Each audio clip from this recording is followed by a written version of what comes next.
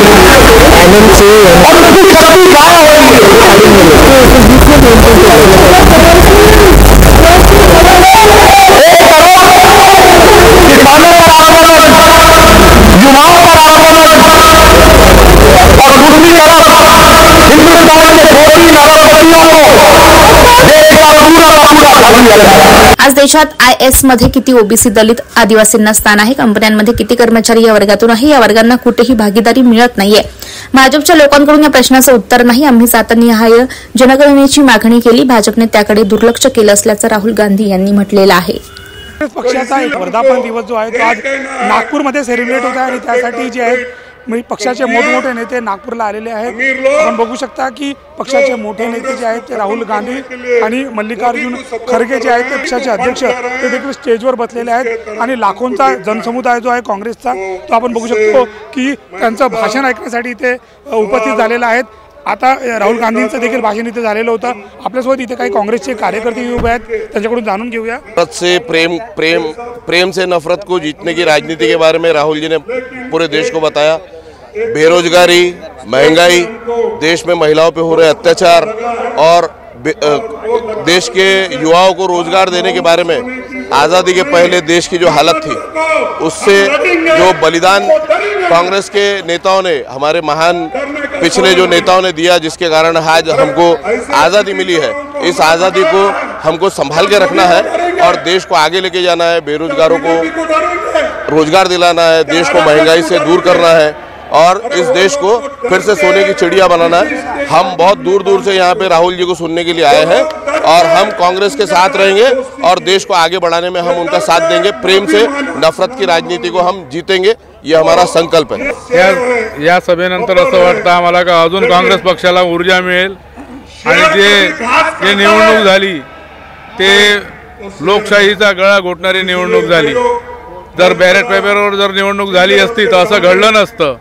हे चुकीचा संदेश जात आहे आणि आमचे नेते राहुल गांधी आज इथं जो संकल्प केला त्याच संकल्पाची योजना घेऊन, सगळे विचार घेऊन आम्ही सर्व कार्यकर्त्यांपर्यंत पोहोचणार आहोत आणि आमच्या काँग्रेस पक्षाचं पुन्हा सरकार येईल अशा तऱ्हेने आम्ही काम करणार आहोत। तर काय सांगाल, महाराष्ट्र जो आहे तो काँग्रेसचा गड आहे, 3 राज्यांमध्ये जी आहे ती काँग्रेसला पराभव मिळाला, काय चित्र असेल समोरचं, काय वाटतं? 3 राज्यामध्ये पराभव झालेला नाहीये काँग्रेसचा।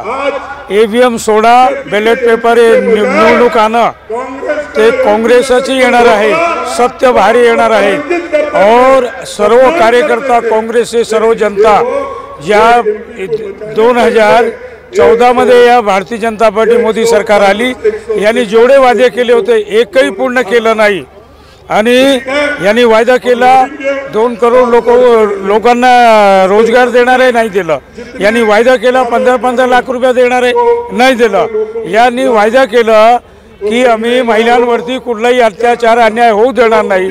आज या देशामध्ये खुलेआम होतोय। लोकसभेचं चित्र काय असेल, काय? 2024 मध्ये काँग्रेस सरकार येणार आहे, इंडिया अलायन्स येणार आहेत और निश्चित सर्व जनता सर्व हुशार झालेली आहे, चालाक झाली आहे। आता यांचे झांसेमध्ये येणार नाही, यांचे जुमलेबाजी यामध्ये येणार नाही। जनता स्वतःचा विचार करून जो सत्य आहे, सत्य म्हणजे काँग्रेस म्हणजे सर्व जाती धर्मांना घेऊन चालते। राजा कसा असला पाहिजे, जो सर्वांना घेऊन चालणारा असेल आणि तो जर काय वाटतं चित्र बदलेल? मैं उल्लासनगर कल्याण से आई, माजी महापौर मालती करोतिया।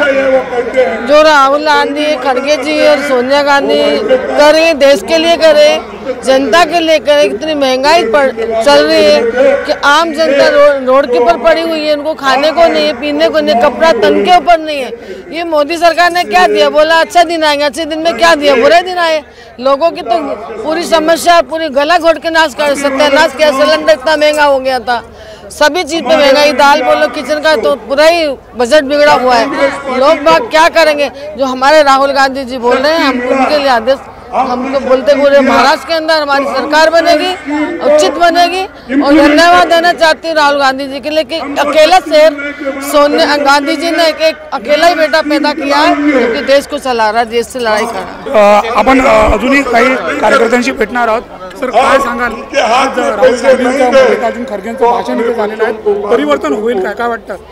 परिवर्तन तर निश्चितच आहे आणि झालेलंही आहे परिवर्तन, पण काँग्रेस बरोबर ईव्हीएम मशीन नसल्यामुळे आज सगळं तिथं घोडा थांबलेला आहे। कारण काउंटिंग आणि वोटिंग ह्यामध्ये जर समजा जास्त वेळ झाला की तिथे ईव्हीएम जिंकतो, काँग्रेस हारत आहे। आणि त्याच वेळेस जर तेलंगणामध्ये कसं झालं की वोटिंग झाल्याबरोबर दुसऱ्या दिवशी काउंटिंग झालं आणि तिथं काँग्रेस जिंकली। तसंच कर्नाटकामध्ये सगळे जेवढे काँग्रेसचे, साऊथमध्ये बीजेपी नाही, हे वस्तुस्थिती आहे।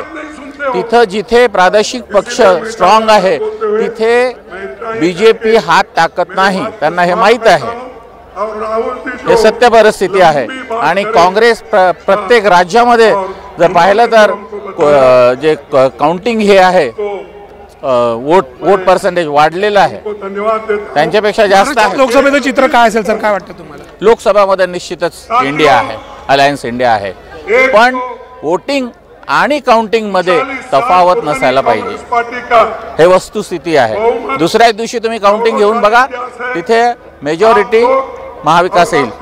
आजच्या सभेनंतर काय वाटतं तुम्हाला, काँग्रेस कशा प्रकारे ग्रोथ होईल? कांग्रेस में तो जोश है बॉस, हाथ नहीं लगा सकते काँग्रेस को। बस प्रत्येक माणसामध्ये आज काँग्रेस जाग झालेला आहे आणि आमचे नेते जे राहुल गांधी आहेत आणि त्याचबरोबर मराठवाड्यातले आमचे नेते अशोकरावजी चव्हाण साहेबांनी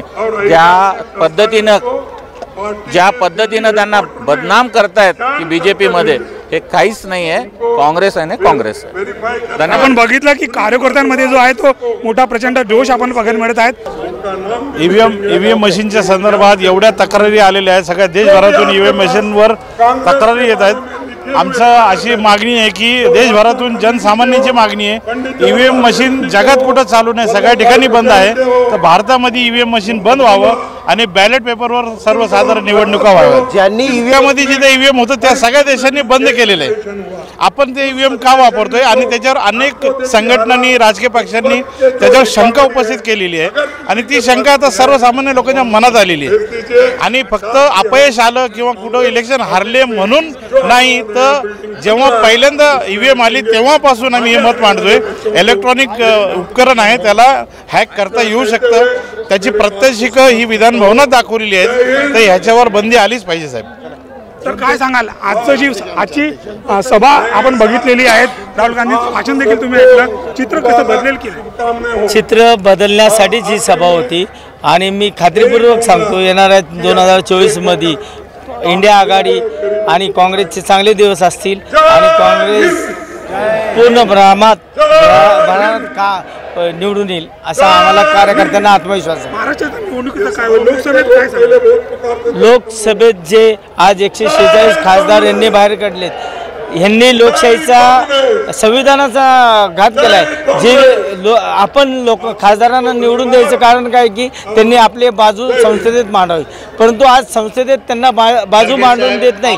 हे जे हुकुमशाही चाललंय हे कुठेतरी रोखलं गेलं पाहिजे आणि लोकशाही संविधान वाचवण्यासाठी इथून पुढं काँग्रेस आणि इंडिया आघाडी निवडून आली पाहिजे आणि त्यासाठी आम्ही सर्व प्रयत्नशील राहू आणि येणारी पूर्ण जनता देखील त्या मागे राहील यांचा आम्हाला विश्वास आहे। आपण बघितलं की काँग्रेस पक्षाच्या वर्धापन दिनासाठी जे आहेत ते देशभरातून कार्यकर्ते जे आहेत इथे जमा झालेले आहेत, देशभरातील काँग्रेसचे मोठे नेते देखील इथे लोकांसाठी जे आहेत आलेले आहेत आणि राहुल गांधी म्हणा किंवा मल्लिकार्जुन खरगे यांचं भाषण ऐकून त्यांच्यामध्ये एक मोठा जोश निर्माण झालेला आहे। त्यामुळे पुढे होणाऱ्या ज्या विधानसभा आणि लोकसभेच्या निवडणुकी आहेत यात काँग्रेस निश्चित यश गाठणाऱ्या अशा प्रकारची प्रतिक्रिया जी आहे ती कार्यकर्त्यांनी व्यक्त केली। कॅमेरा पर्सन प्रवीण दुपारे सह सनी भोंगाळे, शंखनाद न्यूज, नागपूर।